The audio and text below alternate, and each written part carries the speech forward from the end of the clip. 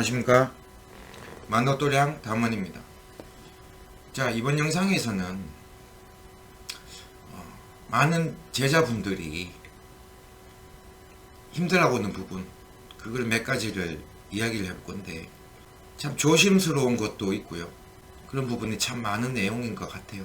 그게 뭐냐 하면, 저는 제일 큰 주제로 신제자이지 신죄자가 아니라고 제가 제목을 달았어요.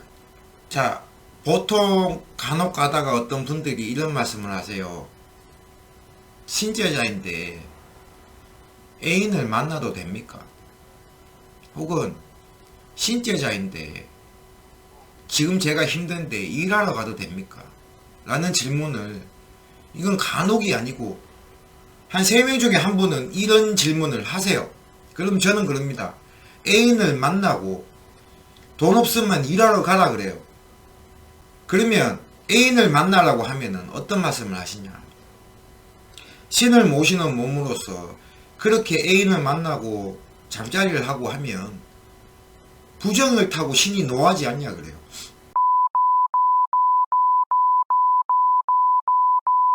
아니요, 괜찮다 그럽니다. 또 두 번째는 신을 모시고 있는데 신만 바라봐야 되는데 일하러 가면 신이 뜨지 않습니까 그래요.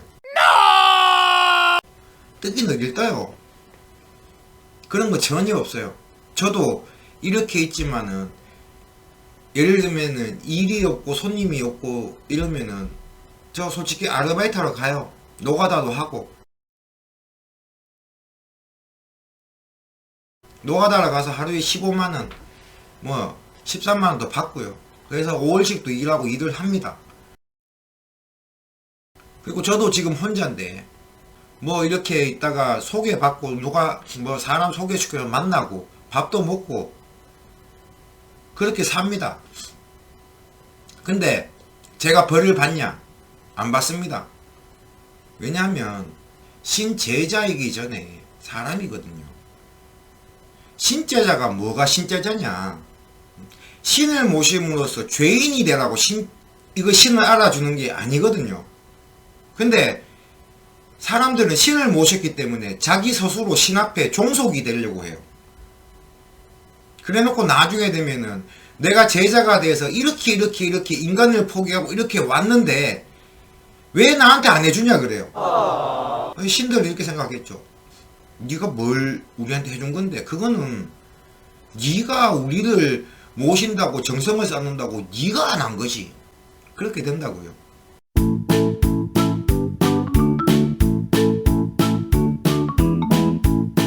신제자가 되어서 제일 힘든 게 뭐냐 하면은, 저는 기도도 아니고 뭐 신을 모시고 가면서 마음을 정갈해야 돼, 그것도 아니고, 신을 모시면서 제일 힘든 거는, 나는 신을 모신 사람이기 전에 인간인데 이것을 알지 못하는 인간들과 신을 모시면서 내가 가야 되는 거, 그런 괴리에서 그거를 푸는 게 힘들다라고 말을 하거든요.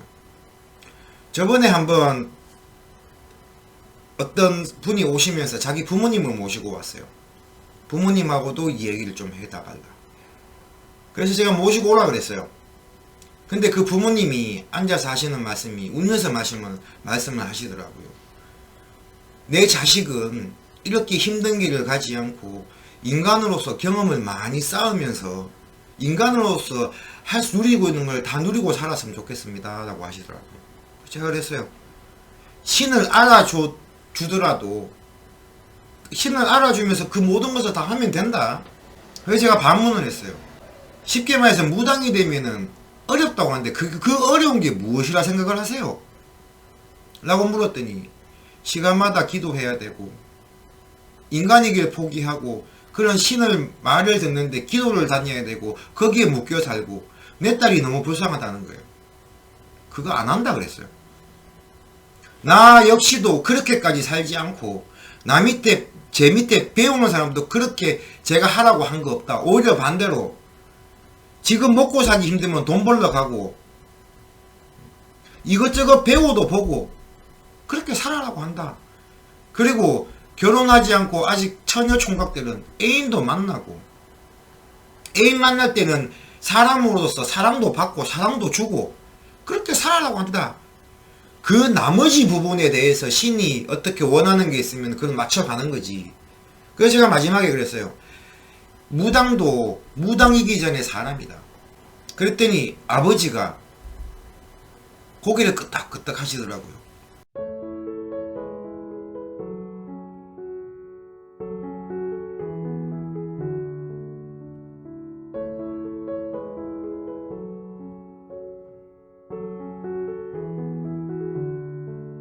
이게 뭐냐면 지금 무당들이 자기가 얼마나 위대한가를 말하기 위해서 이런 거를 나는 이렇게 했고 난 이렇게 했고 나는 신을 위해서 이렇게 했다 라고 말을 하는 것이 와전이 됐다 생각을 해요. 근데 제 밑에 만패라고 그러죠.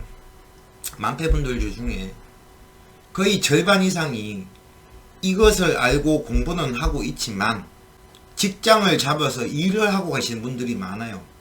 손님이 없고 그러면은 어디 주변에 식당에서 아르바이트도 하고요, 몇 달씩. 또 한 3, 4개월 아르바이트 하고 나면은 한 달 정도 그 3, 4개월 동안 빈 공백을 메꾼다고 조상들 인사를 다니고 또 그 속에서 또 손님을 보고 저는 이렇게 말을 해요. 이 길에 들어왔지만은 서서히 바꿔가면 된다. 그게 2년이고 3년이고 괜찮다. 생각을 해보라는 거예요. 우리 무당들이 말하는 신은 되게 근엄하고 존엄이 있고 모든 힘을 다 갖고 있다. 그건 맞는 말이지만 이 신을 알아줬다고 알아주자마자 그 모든 힘을 이용해서 제자들을 확 살려주지는 않는다는 거예요. 물론 그런 예도 있겠죠. 근데 그런 예가 100명 중에 몇 명이라는 거예요. 100명 중에 7, 80명이 신을 알아주자마자 확 튄다. 그러면 지금 제가 말하는 부분도 그렇고 저도 그렇고 잘못된 제자겠죠. 근데 반대로 그렇지 않은 사람들이 100% 중에 7, 80%잖아요. 7, 80%도 더 될걸요. 제가 봤을 때는 90% 이상일걸요. 제가 그 전 영상에도 말을 했어요. 100%의 유명한 나는 100%의 원력을 갖고 엄청난 무당이 아니고 1%의 무당이 아니고 99%의 그렇지 않은 무당이라 생각을 해라. 그러면 내가 받는 스트레스도 덜하다. 지금 이 길에 들어오신 분들 보면은 그 1%가 되기 위해서 1%가 되고 싶어서 그렇게 하다 보니까 더 힘듦을 더 겪는 사람이 많다고요. 자, 앞에 말한 혼자 사는데 애인을 만나고 싶어. 근데 애인을 만나서 그렇게 하면은 내 몸에 부정이 타기 때문에 안 된다. 그럼 누가 그런 말 했냐? 라고 물어보면 선생님이 그랬다. 그럼 제가 물어요. 그 선생은 자식이 있습니까? 있죠. 자식이 시집장가 다 갔는데. 그러면 그 선생도 남편을 좋아서 만났든 싫어서 만났든 애를 놓으려고 하면은 그 어떤 행위가 있어야 되는데 그럼 그 선생은 왜 그렇게 제자도 받고 손님도 잘 나가냐? 애를 둘씩 낳았으면 부정 탔어야 되는 거 아니냐? 부정이 타면은 안 됐어야 되는 거 아니냐? 그게 바로 내로남불이다. 선생이 그렇게 말하던 말이야. 당신은 만나라. 자, 이 전화를 주신 분이 50이 거의 다 되신 분이 근데 늦은막하게 이제 이 길을 받아들이고 들으셨는데 3, 4년 동안 선생의 그 말에 이 신이 화나면 안 된다고 이혼도 하고요. 그렇게 혼자 이 길을 왔대요. 그래서 3, 4년 만에 처음으로 도저히 못 참아서 자위를 했다고 합니다. 나이 50 다 된 사람이. 얼마나 가슴 아픈 얘기예요. 제 마음이 더 아프더라고요. 그래서 제가 그랬어요.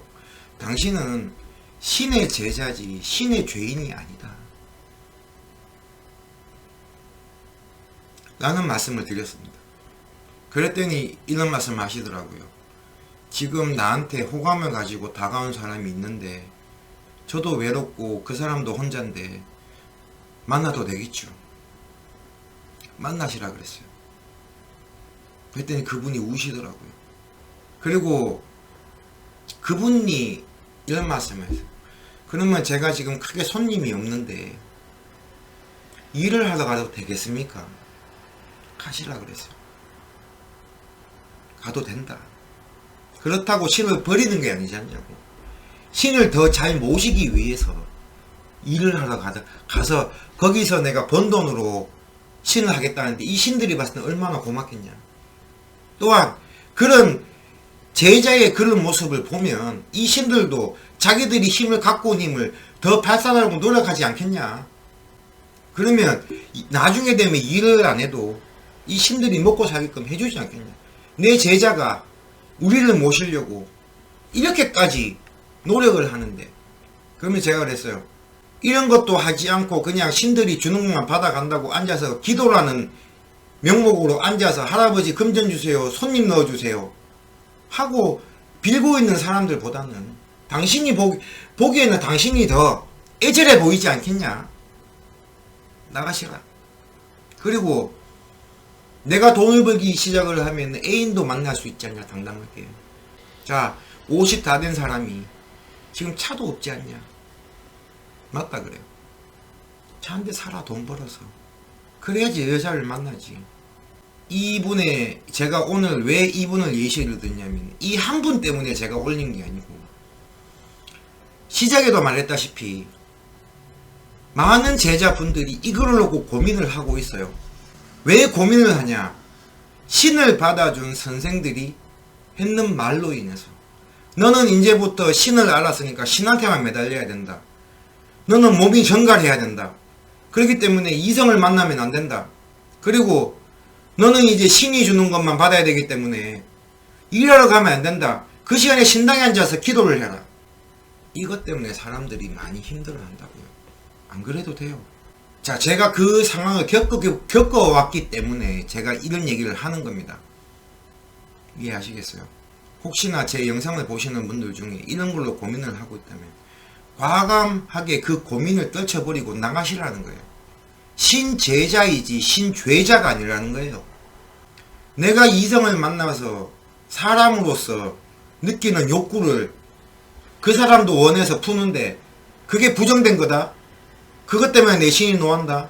그러면 그 신은 버리세요. 저는 그렇게 말한 신이 있다면 그건 신이 아니고 그게 바로 허주라고 말을 합니다. 내가 아무리 제자더라도 먹고 사는 게 힘들면은 딴 데서라도 벌어와야죠.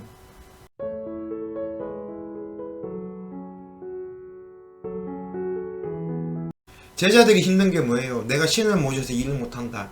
근데 내가 지금 돈이 급하다. 돈 좀 빌려줘. 300을 빌렸어요. 근데 그 300을 갚으면 되는데 그 300을 갖고 기도하고 기도 타는데 다 썼어요. 근데 이 300을 쓸 동안 들어온 손님은 5명이었어요. 점사비 5만원씩 받아요. 25만원이에요. 이렇게 주변 사람들 한두 명한테 빌려다 보면 주변 사람들한테 몹쓸 사람으로 됩니다. 또 그렇게 돈을 빌리는 것 자체도 내 자신도 기분이 나쁘잖아요.